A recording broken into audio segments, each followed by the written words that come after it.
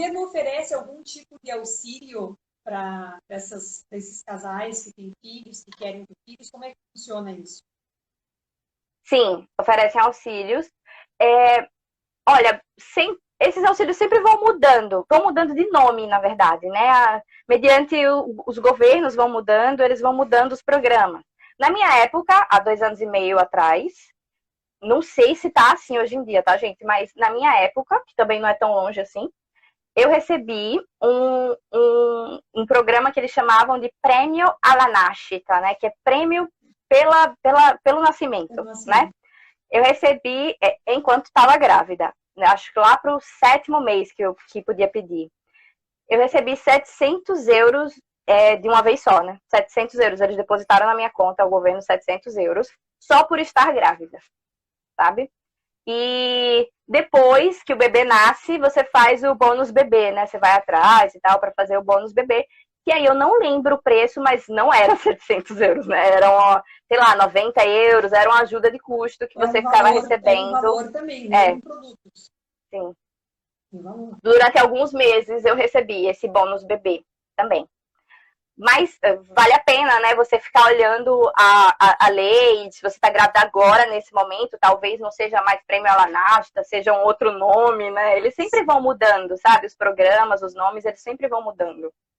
Mas sempre tem. A notícia agora é que vai ser 250, né?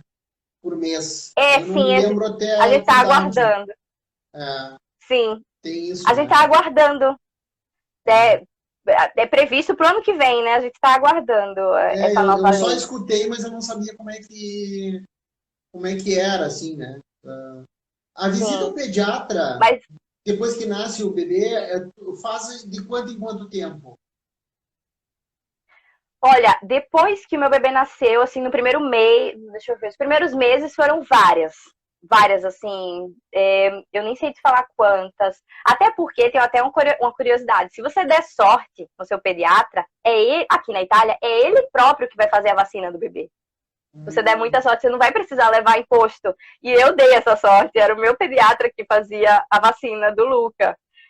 Então a gente ia várias vezes, né, até ele, para ele fazer as vacinas, além do controle, né, do peso e da altura. Eu não sei te precisar exatamente quantas vezes, mas isso vai diminuindo. Agora, por exemplo, depois que ele fez 2 anos, que ele tomou todas as vacinas, o pediatra disse, agora ele só precisa voltar aos 3 anos. Sabe, se tiver tudo bem com ele nem precisa aparecer aqui, entendeu? É muito assim. E eu também sou uma mãe bem. Pra mim, meu filho tá sempre bem, assim, eu não sou muito hipocondríaca, eu não fico arrumando problema, entendeu? Então, eu acredito que eu vou ver o pediatra dele de 1 ano em 1 ano, eu imagino. Mas até os 2 anos a gente vê bastante por causa das vacinas. São várias vezes que a gente vai.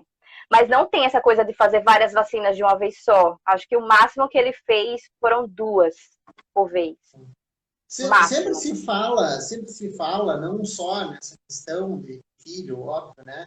Mas, de forma geral, se fala muito em discriminação. E é uma dúvida, né, Mauro? Porque o pessoal sempre pergunta, tem discriminação por você ser brasileiro? Tem isso, tem aquilo. Tu sentiu alguma coisa nesse sentido durante esse tempo de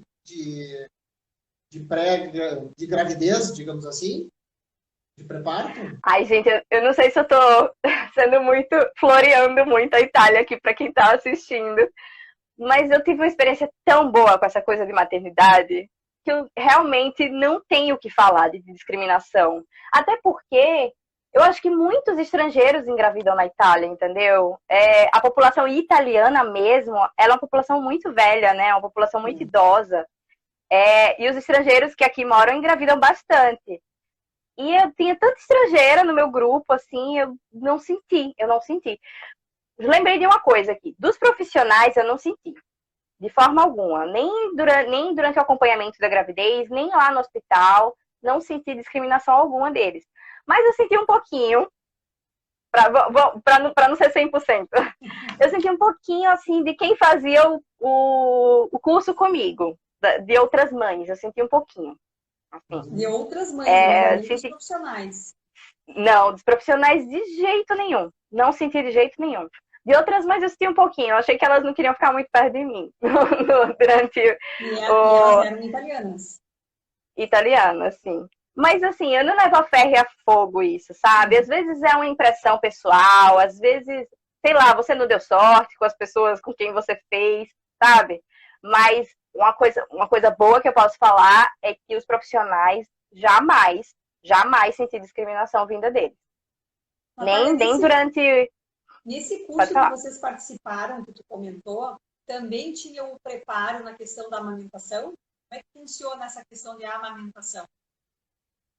Tinha. A gente teve palestras, sim, sobre amamentação, mas a amamentação é tão punk, né?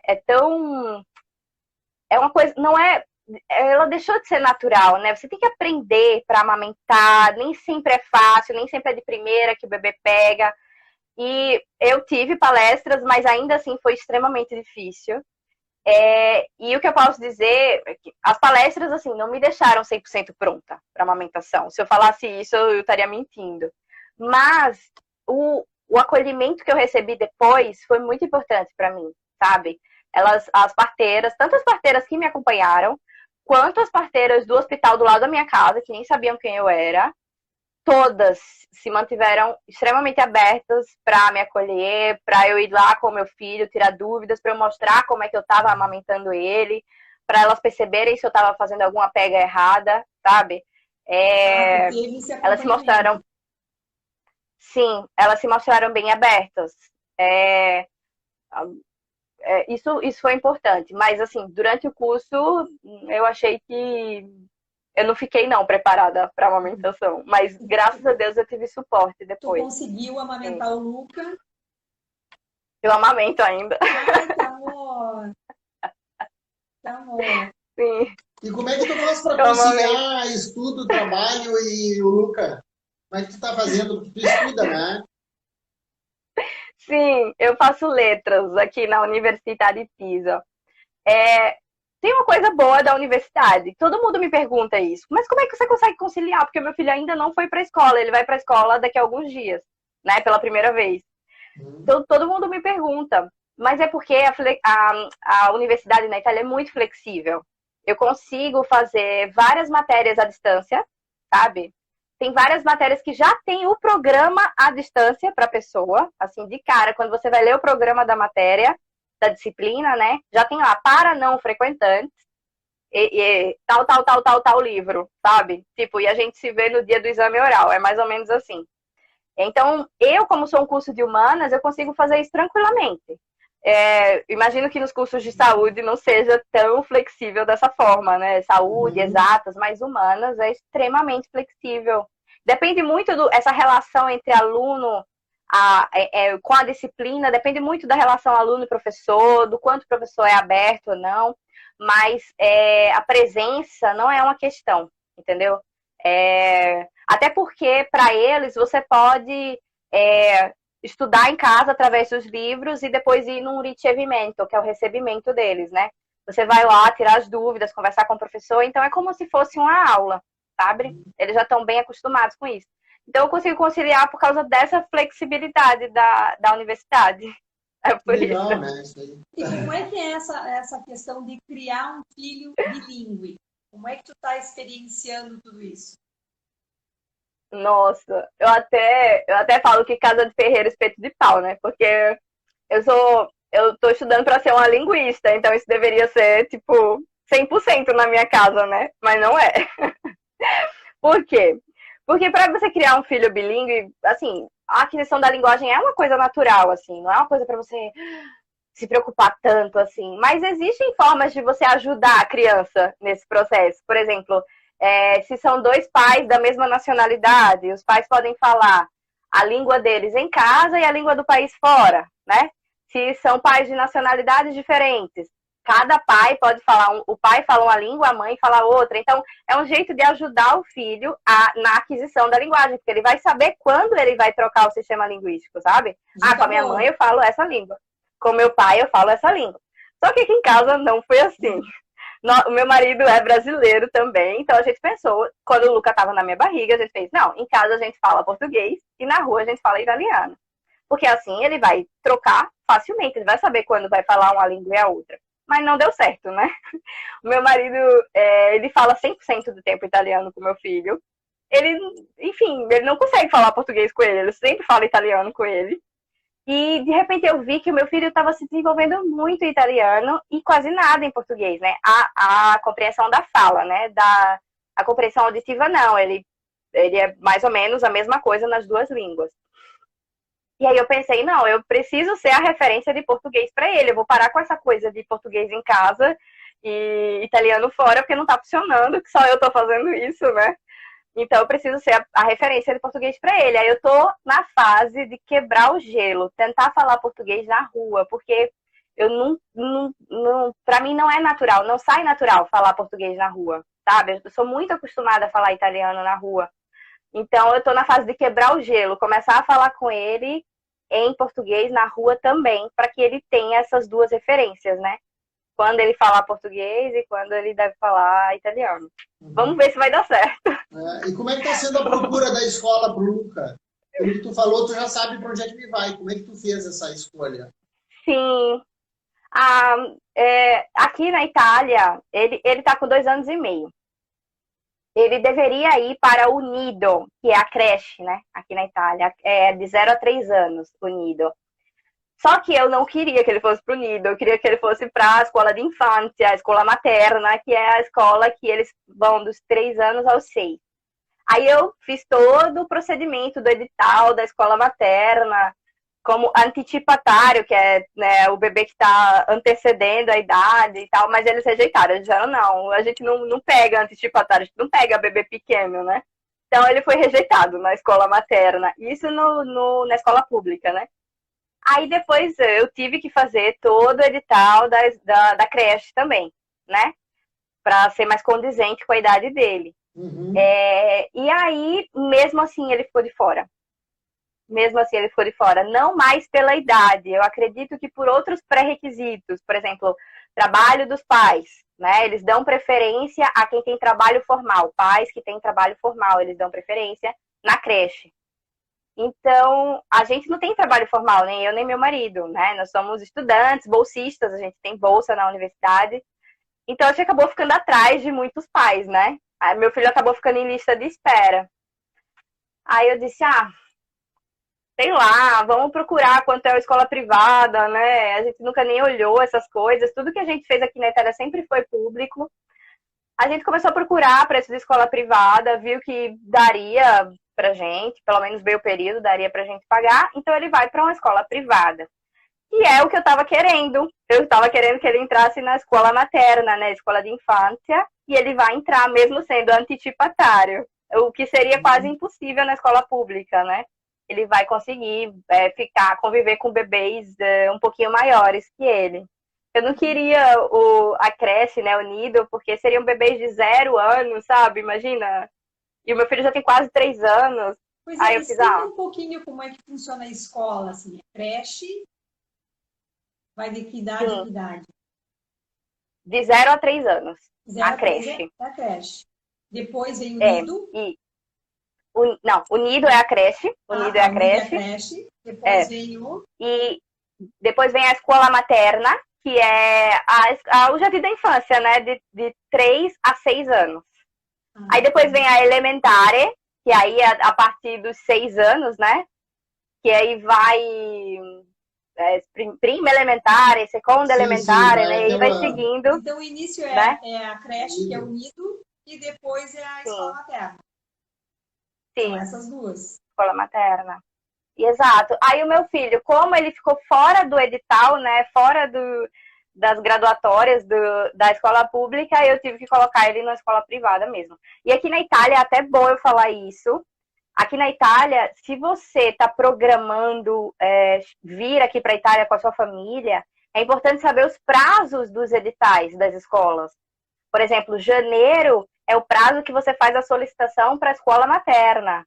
Abril é o prazo que você faz a solicitação para o nido, né, para a creche.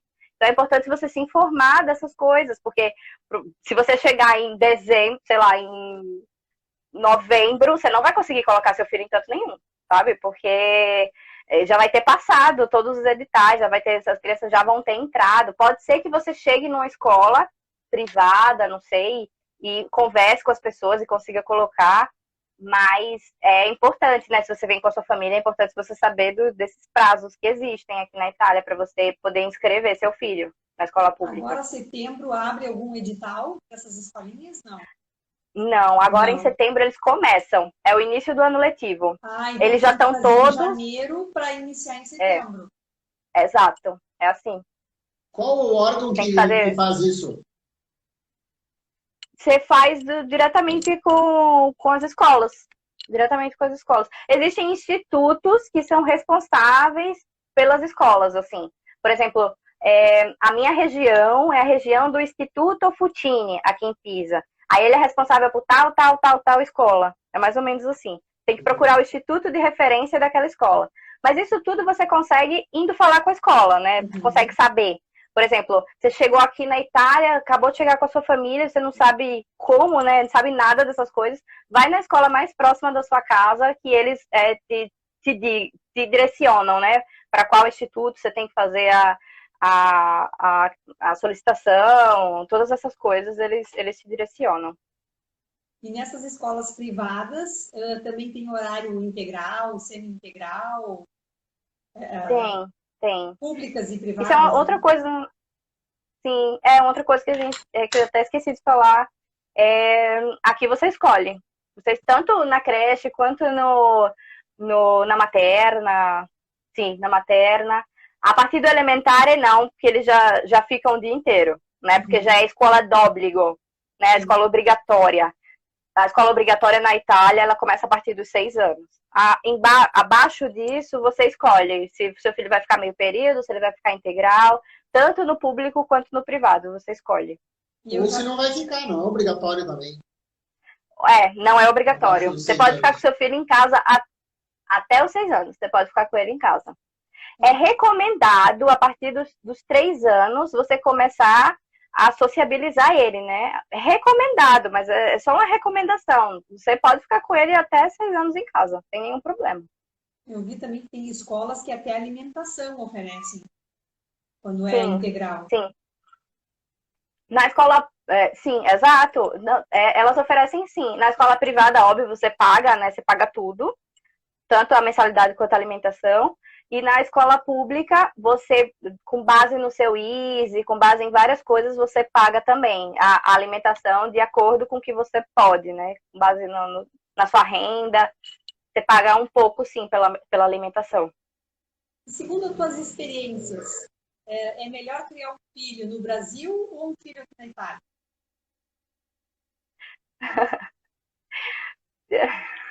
Difícil responder, né?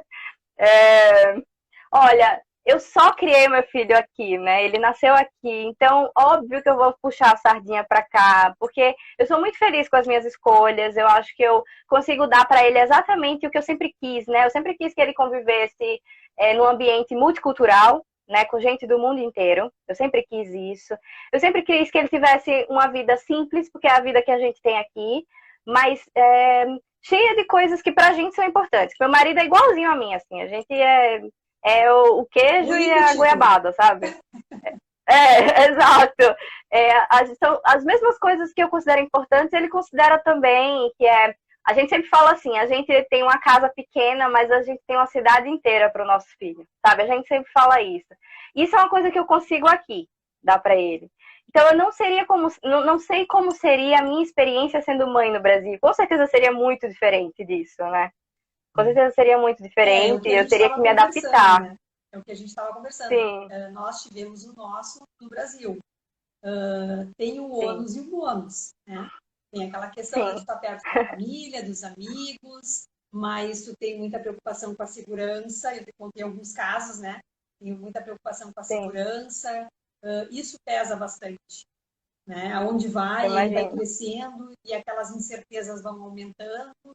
Então, principalmente depois da adolescência, né? Eu vejo hoje, claro, não pretendo ter outro filho, mas assim, eu vejo as mamães, né? Como tu, a Luana, a própria Aurilene, eu vejo assim que é mais gostoso, né? Para a mãe ter um filho na Itália. Eu vejo com mais leveza. Porque eu acho que é pelo que a gente vê até na rua, né? Ontem, por exemplo, a gente saiu com um casal de amigos que tem uma filhinha de 2 anos que está aqui na live e tranquilo, sabe? Aquela coisa de de poder caminhar, ficar na pracinha, sem preocupação. Claro que a gente está numa cidade pequena, que nem tu, a gente está numa cidade pequena. Menor não sei como seria em Milão, não sei como seria em Roma, né? Mas no Brasil, comparado às cidades no Brasil, que não são tão pequenas, a gente fica com muito receio nessa questão da segurança. Sim. Então, sim, com certeza. Olha só. Eu acho que isso dá até... Não, pode falar, fala, desculpa. Só complementando o que a Marlene falou, acho que isso dá até mais, como você falou, essa leveza, dá tranquilidade para você maternar, de fato, a criança, né?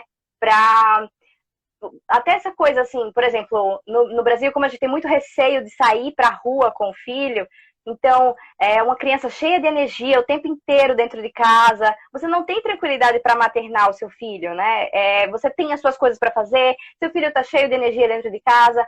Aqui é muito mais fácil para mim, entendeu? É muito mais fácil se meu filho está cheio, né?